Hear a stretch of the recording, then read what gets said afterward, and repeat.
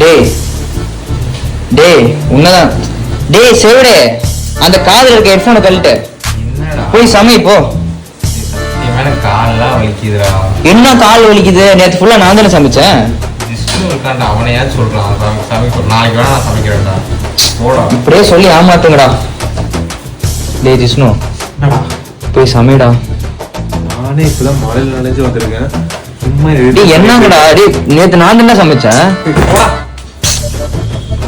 என்னடா எல்லாம் இப்படி ஏமாத்துறீங்க? டேய் கொஞ்சம் எழுந்து போய் சமை போ, எனக்கு கொஞ்சம் ரொம்ப பசிக்குது. கடுப்பதான் நீங்க எனக்கு வேலை இருக்குடா. இன்னைக்கு நைட்டுக்குலாம் முடிச்சு கிளைண்ட்டுக்கு சமைக்கணும்டா. உங்க ரூம்ல வந்து மாட்டினு.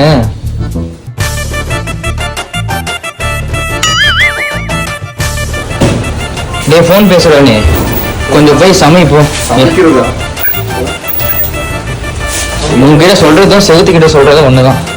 2 hours later. டேய் பிரசாந்த் சொல்றா, அவன் கிட்ட சமையல் ஆச்சான்னு கேளு. அச்சி சமையலாச்சாடா?